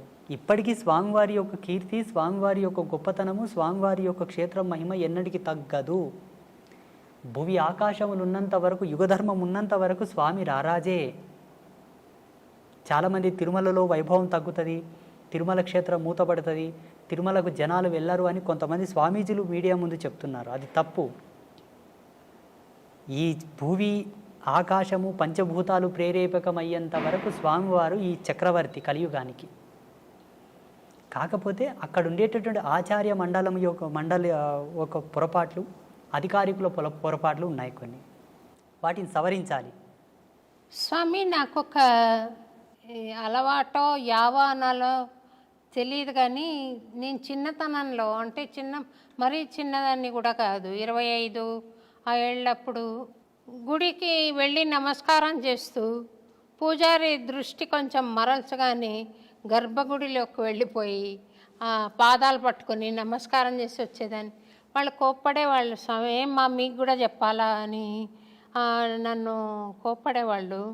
నేను పట్టించుకోకుండా స్వామిని స్పృశించి నమస్కారం చేయాలి అన్న ఒక బలమైన కోరిక ఉండేది స్వామి. నేను శ్రీరంగంలో సమాశ్రయణం తీసుకున్నాను. అదైన తర్వాత తిరువళ్ళరై అనే ఒక ప్లేస్ ఉంది కదా స్వామి, ఇప్పుడు ఏదో మళ్ళీ జనసమ్మర్దం అంతా ఉందంట కానీ నేను మా ఆయన సమాశ్రయణం చేసుకొని మా గురువు గారు అక్కడికి వెళ్ళి ఒకసారి దర్శనం చేసుకొని రండి అంటే వెళ్ళాం. ఒక్క పిట్ట లేదు స్వామి, అంత పెద్ద గుడిలో ఒక్క పిట్ట లేదు. అయితే చిన్న ఇల్లు ఉంది ఇంతది. వెళ్ళి మా ఆయన తలుపు తడితే అర్చక స్వామి బయటికి వచ్చారు. మేము ఇట్లా వచ్చామంటే నేను వస్తాను పదండి అని ఆయన వచ్చారు. వచ్చి నేను మా ఆయనకు చెప్పాను, ఈ స్వామిని ముఖమంటపంలోకి తీసుకెళ్ళి మాట్లాడతావా అని. ఆయన తీసుకొని వెళ్ళి ముఖమంటపంలో మాట్లాడుతున్నారు. నేను చేసినది నేరమో మరి మంచిదో తెలియదు కానీ గర్భగుడిలోకి వెళ్ళిపోయి ఆయన పుండరీకాక్ష స్వామి చక్రం ప్రయోగిస్తున్న పోజ్లో ఉన్నారు. ఆయన కాళ్ళు పట్టుకుని చాలాసేపు ప్రార్థన చేసుకుని ఒక 5 నిమిషాల పాటు అంతరాలయంలోకి వచ్చి కూర్చుని పొడగంటి మయ్యామిమ్మ పురుషోత్తమ అని పాడాను. ఆ పాట పాడంగానే ఆ ముఖమంటపం చాలా దూరం, చాలా పెద్ద టెంపుల్ కదా స్వామి. ఆయన ఇలాగొచ్చి అరవన్లో చెప్తున్నాడు, స్వామి రొమ్మ నల్లా పాడినారా అని, చాలా బాగుంది, నాకు సంతోషమైంది, ఇంకోటి పాడతావా అని అడిగాడు. ఆ మాట్లాడుతున్నప్పుడు ఇది అర్చక స్వామి కాదు మాట్లాడేది, ఆ పుండరీక స్వామి మాట్లాడుతున్నాడు నాతో అనే భావన నాకు కలిగింది. అది నేను చేసింది నేరమా లేక అది క్రమశిక్షణ ప్రకారంగా చూస్తే అలా నేను ఇప్పుడు నా గుళ్ళోకి, ఇప్పుడు మేము చేసిన గుడిలోకి మేము వెళ్ళాము స్వామి. అర్చక స్వామి లోపలికి వెళ్ళి పూజ చేస్తూ ఉంటాను. ఆ కళలు అప్పచెప్పక ముందు కుర్చీ వేసుకొని లోపల కూర్చున్నాను నేను. కానీ కళలు అప్పచెప్పిన తర్వాత లోపలికి వెళ్ళే అవకాశం లేదు. కానీ చిన్నతనంలో అప్పుడు ఏ గుడికి వెళితే అక్కడికి వెళ్ళిపోయి ఇట్లా పట్టుకునే ఒక ఇది ఉండేది. అది ఏమన్నా దోషమా స్వామి? అది నన్ను ఏమన్నా వెంటాడే అవకాశం ఉందా? మీకు భగవంతుని యందుండే అనురక్తి, భగవంతునితో మీకు ఉండేటటువంటి బంధం, ఆ ప్రేరణ అందరికి కలగదు. కలిగినా కొందరికి భయం ఉండి, కలిగినా కొందరికి కొంత భేదం ఉండి కూడా పోలేకపోతారు. చాలామందికి ఈ ఇష్టం ఉంటుంది. ఏవీ లేకుండా మీరు వెళ్ళి పట్టుకున్నారు చూసారా, అది మీకే తగింది, మీ యొక్క గొప్పతనం. అది దోషంగా పరిగణించవలదు, దాని దోషంగా చూడవలదు. అది పుణ్యం, సుకృతం, మీ అదృష్టం. మా అమ్మ అన్నది స్వామి, మీరు ఎట్లెళ్ళావే అంత స్వామి దగ్గరికి అట్లా గర్భగుళ్ళకి, మా అమ్మ అన్నది నన్ను. శ్రీవారి చరణములను స్పృశించారా? ఈయనను తిరుపతిని నేను ముట్టుకోలేకపోయినాను స్వామి. ఎందుకంటే అక్కడ గడప దాకా వెళ్ళాను.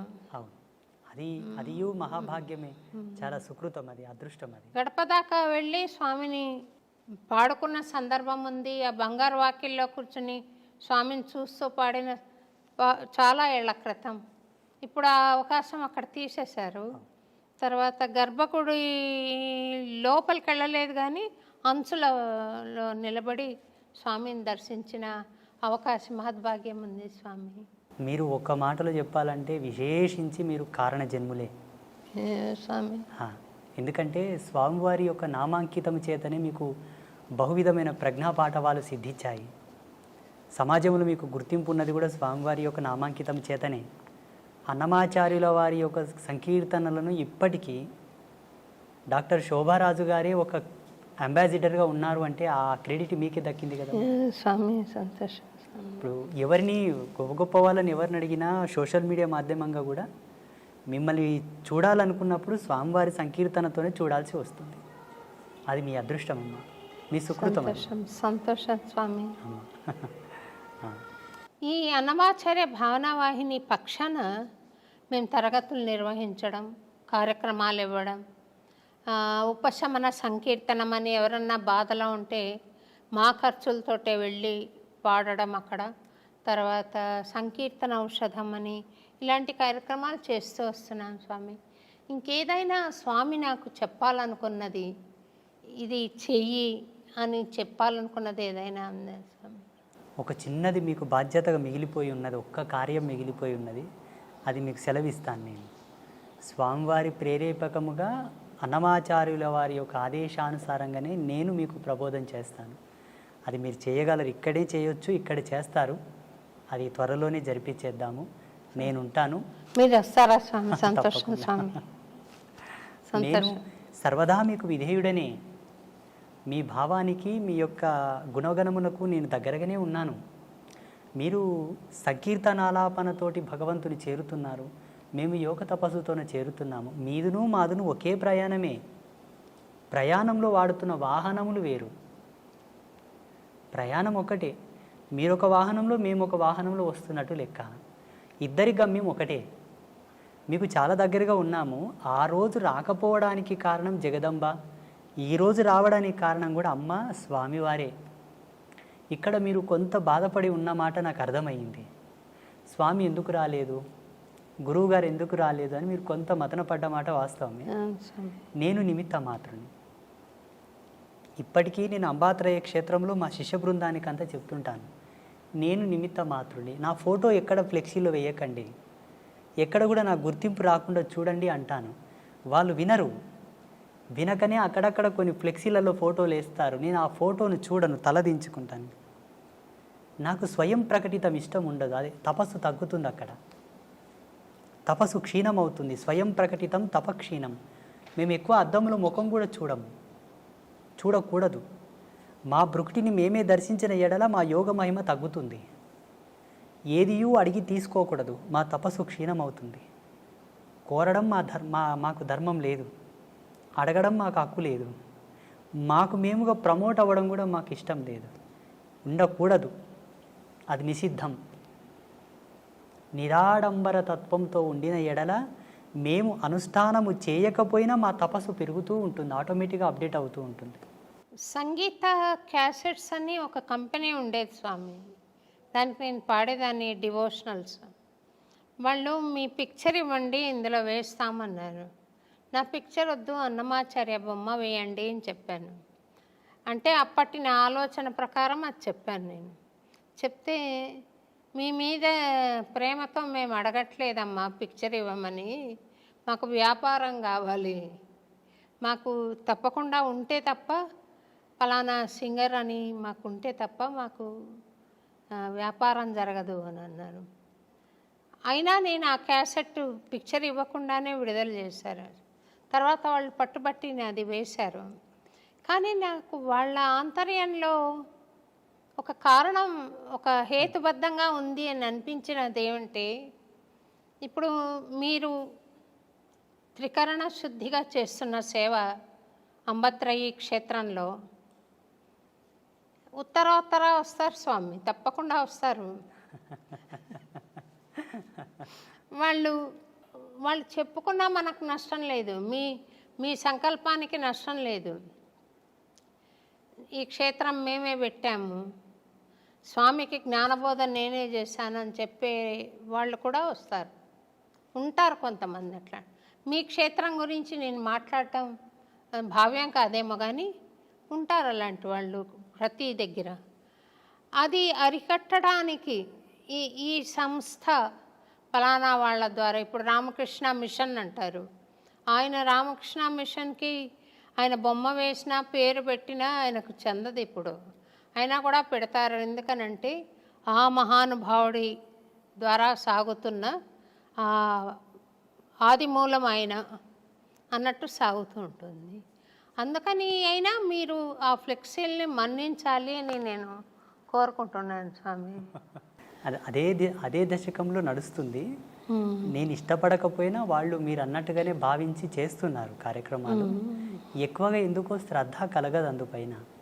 అది మనసులో అంకురం నాటుకుపోయింది, జాడ్యం పట్టుకుంది బాగా, మక్కిలి పోదు, ఆ వైరాగ్య చింతనలు పోవు.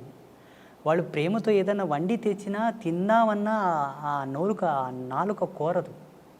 అలాగే కుక్కుకుంటాను బలవంతంగా, అన్ని 2 ముద్దలు తినేస్తాను. ఇప్పుడు నాది ఏం తప్పు లేదు, అందున్న జీవుడు అందుకు అలవాటు పడిపోయాడు. ఈ దేహాన్ని ధరించుకొని ఉన్న ఆ జీవుడు అందుకు అలవాటు పడిపోయాడు. అలా వారిస్తూ ఉంటాను వాళ్ళని.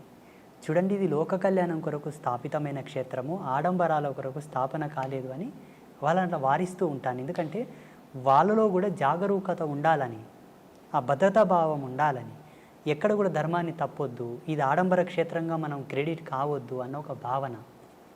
ఎద్దులని ఎప్పుడెప్పుడు అలిస్తూ నాగలి సాటిగుండా పోయేటట్టు ఎలా అలిస్తాడో రైతు, అలాగనమాట. వేస్తారు వాళ్ళు, ఫోటో వేస్తారు. అంటే నాబోటి వాళ్ళకు కూడా వీడియో పైన చూడంగానే ఇది స్వామి వీడియో అని మీ పిక్చర్ ఉంటే త్వరగా తెలుస్తుంది స్వామి. వాస్తవంగా ఇప్పటి వరకు ఆ యూట్యూబ్ ఏంటి, దాంట్లో ఏం పెడుతున్నారు ఇంతవరకు నేను చూడలేదమ్మా, నాకేమీ తెలియదు. మంచి విషయాలు వచ్చాయి స్వామి, మీరు చెప్పడం మూలాన చాలా మంచి విషయాలు బయటికి వచ్చాయి. కొన్ని దుర్మార్గాలను కూడా మీరు నిరసించారు, ఇది కరెక్ట్ కాదని. అది చాలా బాగుంది స్వామి, ముక్కుసూటిగా చెప్పారు కొన్ని విషయాలు. బాగుంది స్వామి, యూట్యూబ్లో మీరు మాట్లాడిన విషయం చాలా బాగుంది. ఇప్పుడు ఆలయంలో పూజలు చేసే వాళ్లకు ఈ అర్హతలు ఉండాలి, ఈ భక్తి కంపల్సరీగా ఉన్నవాళ్లే చెయ్యాలి, ఈ నియమనిష్టలు ఉన్నవాళ్లే చెయ్యాలి అని ఉందా స్వామి, లేదా ఏదైనా ఒక వర్గం చేయొచ్చా? యోగ్యుడైన వాళ్ళు ఎవరైనాను చేయవచ్చు. ప్రధానమైన నియమాలు 3. వాళ్ళు త్రిమాకారములకు దూరంగా ఉండాలి, మద్యమాంసాదులు కంప్లీట్గా వధించి వేయాలి, విడిచిపెట్టాలి. ఒకవేళ గృహస్థుడైతే భార్య తప్ప అన్య స్త్రీలను గౌరవించడం వరకే కానీ ఎవరు ఆయనకు తగరు. ఈ 3 ప్రధానం. ఒకవేళ విప్రుడైతే, బ్రాహ్మణుడైతే, మంచి సద్గుణ సంజాత అయినటువంటి కులధర్మంలో పుట్టినవాడైతే ఆయన తప్పకుండా 2 పూటల అగ్నికార్యం చేయువాడై ఉండాలి. ఆచార ధర్మంలో కట్టుబడి నడుచుకునేవాడై ఉండాలి. ఆ మర్యాదను కాపాడేవాడై ఉండాలి విప్రుడైతే. నిమ్న వర్గాల వాళ్ళు ఎవరైనాను భగవత్ కైంకర్యము చేయవచ్చు, మద్యమాంసాదులు సేవించకూడదు, ఆచార ధర్మాన్ని కట్టుబడి ఉండాలి, సదాచారం పాటిస్తూ ఉండాలి, శాంత స్వభావి, ముక్కోపి అయి ఉండకూడదు, కోపం ఎప్పుడూ ఆయనకు తగదు. ఒక మాటలో చెప్పాలంటే హరిషవర్గములకు కొంత దూరంగానే ఉండాలి ఆయన. అప్పుడు భగవంతుని కాళ్ళు గడిగి ఆ తీర్థం 10 మందికి ఇచ్చిన శుభమవును. భగవంతునికి అంత హారతి ఇచ్చినా, ఎవరికైనా హారతి చూయించినా వాళ్ళకు జయమగును.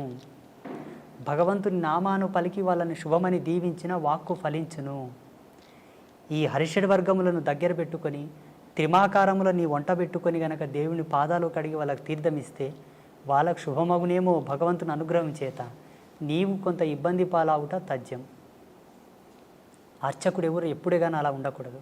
వాస్తవంగా శాస్త్ర ప్రమాణంగా ధర్మసింధువు ప్రకారంగా యజ్ఞోపవీత ధారణ కంపల్సరీ, సాంప్రదాయకమైన తిలకధారణ కంపల్సరీ, ఆచార ధర్మంతో కూడుకున్న వస్త్రధారణ కంపల్సరీ. ఇవి ఉంటే తప్ప భగవత్ కైంకర్యం చేయడానికి అర్హుడు కాడు. మీరు భగవత్ కైంకర్యం చేస్తున్నారు కదా స్వామి, మీరు యజ్ఞోపవీత ధారణ చేశారా మరి? ఉన్నది. సన్యాసులకు 3 సూత్రములతో కూడుకున్న యజ్ఞోపవీతం ఉంటుంది కాబట్టి 3 సూత్రములతో ఉన్న యజ్ఞోపవీతం.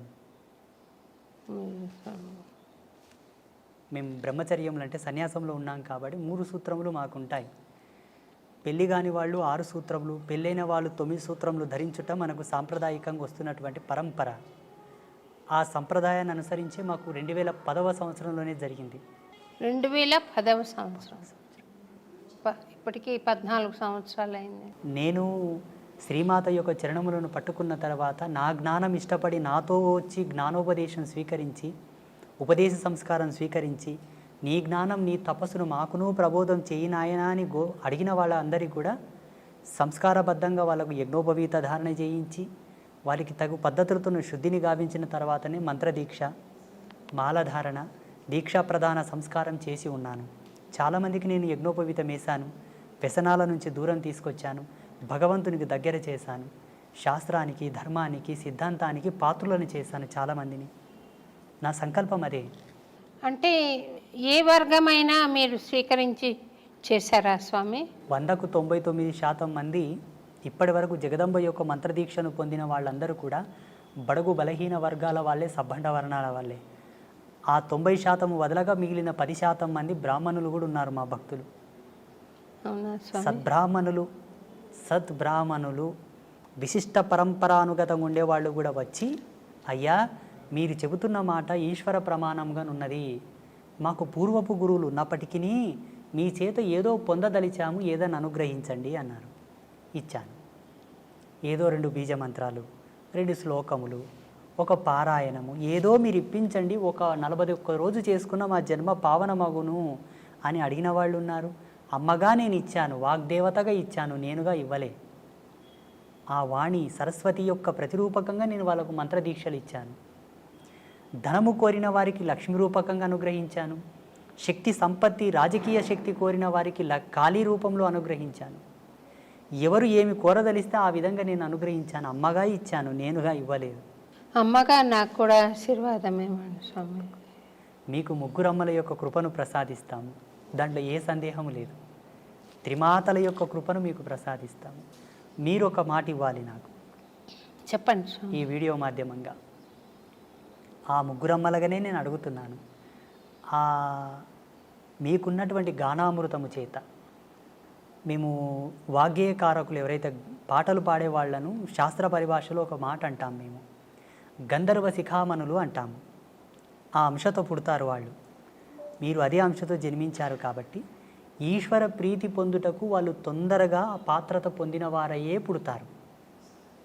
పాడేవాళ్ళందరూ కూడా అవధానులు, పండితులు, గాయకులు, నాట్యకారులందరూ కూడా భగవత్ కళలతో పుడతారు, సారస్వత కళలతో పుడతారు. కాబట్టి భగవంతునికి దగ్గర ఉంటారు వాళ్ళు, చాలా చాలా దగ్గరగా. మిగతా వారందరూ కొన్ని ఆమడల దూరం ఉంటే వాళ్ళు చాలా దగ్గరగా పుడతారు.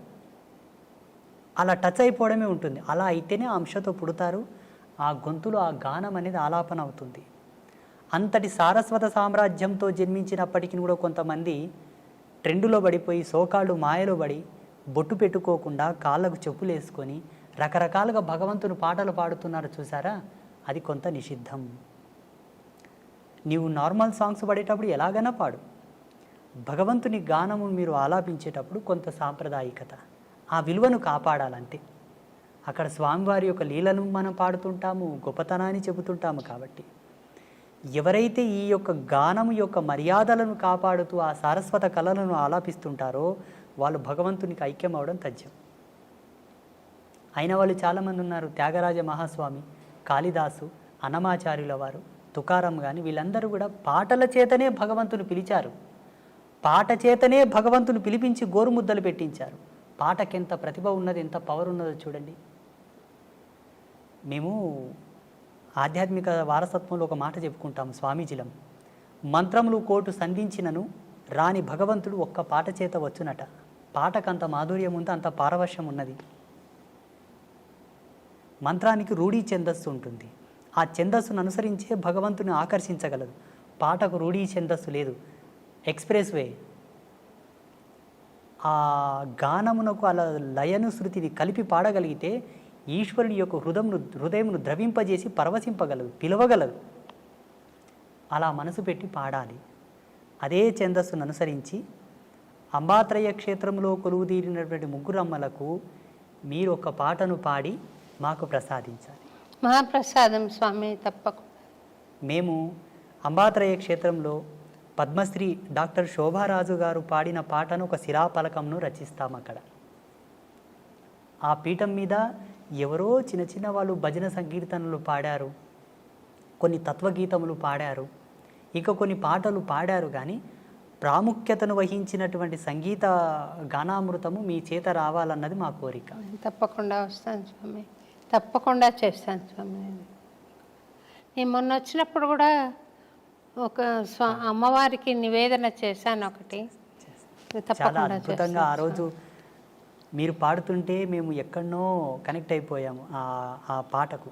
తప్పకుండా వస్తాను స్వామి. నేను అక్కడ విశేషమైన రోజు ఒకటి చెప్పండి, ఆ రోజు వచ్చి నేను అక్కడ పాడి మీకు అది ఆడియో ఫైల్ కూడా మీకు ఏర్పాటు చేస్తాను స్వామి. నేను తప్పకుండా అమ్మా. చాలా సంతోషం అమ్మ, ఈరోజు మీరు మమ్మల్ని పిలవడం, ఈ అన్నమయ్య పురానికి నేను రావడం నా అదృష్టంగా కూడా కొంత భావిస్తాను. నేను సంతోషం. ఎంత భగవంతుని సేవ చేసేవాడినన్నా ఒక శరీరంతో ఉన్నాను కాబట్టి దీనికి కొంత ధర్మం ఉంటుంది, దీనికి కొంత ధర్మం ఉంటుంది. ఆ ధర్మాన్ని బట్టి నాకును ఇది అదృష్టంగానే భావిస్తాను. మీరు ఆదర్శ దంపతులుగా మీరు మీ కుటుంబ సభ్యులందరూ కూడా చిరకాల యశస్సుతో వర్ధిల్లండి, సుఖ సంతోషాలతో జీవించండి, భగవత్ కృపను పొందండి. ఒక చిన్న విషయం అడిగి కార్యక్రమం ముగిస్తాను స్వామి. ఇప్పుడు మీరు వర్గవర్ణ భేదాలు లేకుండా స్వామికి సేవ చేసేందుకు వాళ్లకు ఒక అర్హతను ప్రసాదించారు కదా. అట్లా పూర్వకాలంలో గార్గి ఇలాంటి వాళ్ళందరూ, మైత్రేయి ఇలాంటి వాళ్ళందరూ జంధ్యాలు ధరించి వాళ్ళు కూడా వేద పఠనం చేశారని అంటారు కదా స్వామి. స్త్రీలకు ఏమైనా అవకాశం ఉందా స్వామి అట్లా? అమ్మవారికి దశయజ్ఞోపవీత సంస్కారం ఉంది జగన్మాతకు. అమ్మవారికి కొన్ని తంత్రశాస్త్రాల్లో, కొన్ని అమ్మవారికి సంబంధించిన తత్వవిధి శాస్త్రాల్లో దశయజ్ఞోపవీత సంస్కారం జగదంబ చేసినది అని ప్రమాణాలు ఉన్నాయి. నాగయజ్ఞోపవీత ధారిణి అని అమ్మవారిని కీర్తిస్తారు, స్తుతిస్తారు. కుశయజ్ఞోపవీత ధారిణి అంటారు. అమ్మవారికి ఎన్నో రకాల ముండమాల యజ్ఞోపవీత ధారణం ఉన్నది అమ్మవారికి. ఏంటి స్వామి? ముండమాల యజ్ఞోపవీత ధారణ, నాగ యజ్ఞోపవీత ధారణ, సర్పములని యజ్ఞోపవీతంగా ధరించినది అమ్మవారు. అమ్మ అంటే స్త్రీయే కదమ్మా, మాతృమూర్తే కదా. ముండమాల అంటే పుర్రెల మాలలో కూడా యజ్ఞోపవీతంగా అమ్మ ధరించిందని ప్రమాణాలు ఉన్నాయి. స్త్రీలు యజ్ఞోపవీత ధారణ చేయడానికి అర్హులే, దానికి కొన్ని ప్రమాణాలు ఉన్నాయి.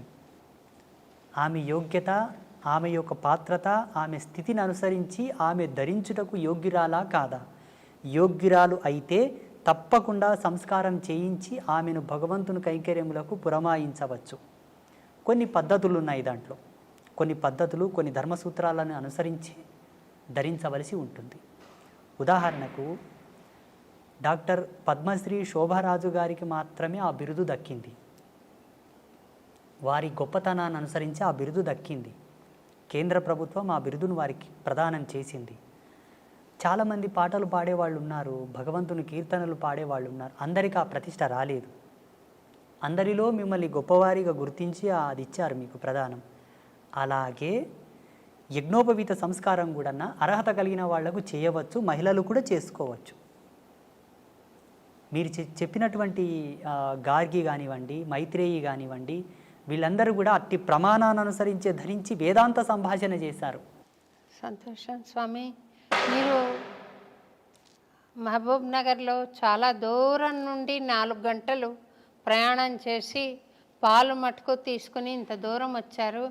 మిమ్మల్ని ఉపవాసంలో పెట్టి ఇంతసేపు మాట్లాడించినందుకు క్షమించమని చెప్పి కోరుతూ, ఎన్నో అద్భుతమైన విషయాలు తెలియజేసినందుకు మీకు అన్నమాచార్య భావనావాహిని పక్షాన, అలాగే ఐ డ్రీమ్స్ వాళ్ళ తరఫున మీకు అనేక కృతజ్ఞతలు తెలుపుకుంటూ, మా పట్ల ఎప్పుడూ దయ కలిగి ఉండండి అని, మమ్మల్ని ఆశీర్వదిస్తూనే ఉండండి అని, వీలున్నప్పుడల్లా ఈ ప్రాంతానికి దయచేయండి అని చెప్పి అంబత్రయి క్షేత్రంలో కూడా సేవ చేసుకునే భాగ్యం కలిగించండి తప్పకుండా అని కోరుతూ నేను సెలవు తీసుకున్నాను. శ్రీమాత్రే నమః. శుభం భవతు. స్వామి, మీరు వరం ఇస్తామన్నారు దయతో. నేను అడగాలనుకున్న కోరిక ఏంటంటే, మీరు దయచేసి ఒక చిన్న పాట ఏదైనా స్వామికి నివేదన చేయండి. మాకు సన్యాస పరంపరలో ఒక నియమం ఉంటుంది, కొన్నిటికి మేము ఇవ్వకూడదు అనమాట. అట్లా బట్టి అది కేవలము మా పీఠంలో ఎవరైతే ఆరాధ్య దేవత ఉంటుందో అక్కడ మాత్రమే అది. అమ్మవారిని భావం చేసి పాడండి స్వామి. సర్వదా ఆమె నా భావనలోనే ఉంటుంది, అట్లేం లేదు. కాకపోతే కొంత నియమం అది. అంతే. పాడకూడదని కాదు, పాడరాదని కాదు, కానీ అమ్మ యొక్క ఆదేశం అనుకోండి. అక్కడ కొంచెం దయచేసి ఈ విషయంలో మీరేం తప్పు అని. ఒక చిన్నదనండి స్వామి, ఇది అంబత్రయ క్షేత్రమే అనుకోండి స్వామి. తప్పకుండా అమ్మనే ఇక్కడ, అంబత్రయ క్షేత్రం. అమ్మనే ఇక్కడ నాకు కనిపించింది. అదే ఆర్తితో అమ్మకు ఒక చిన్న పాట అనండి స్వామి. అదే ఈ ఆర్తితో దీక్షను మళ్ళీ ఇంకా మీరు విరమించవద్దు. ఒక చిన్న పల్లవి ఒకటేనండి. ఆ ఆర్తిని నా పాటగా మీరు ఒకసారి మీరే చెప్పండి ప్రేక్షకులకు. మీరు ఒక చిన్న మాట మీరు చెప్పండి. అంబికే జగదంబికే అభయాంబికే మదంబికే అంబికే జగదంబికే అభయాంబికే మదంబికే పాహి పాహి పాహి కరుణాం దేహి దేహి దేహి పాహి పాహి పాహి కరుణాం దేహి దేహి దేహి.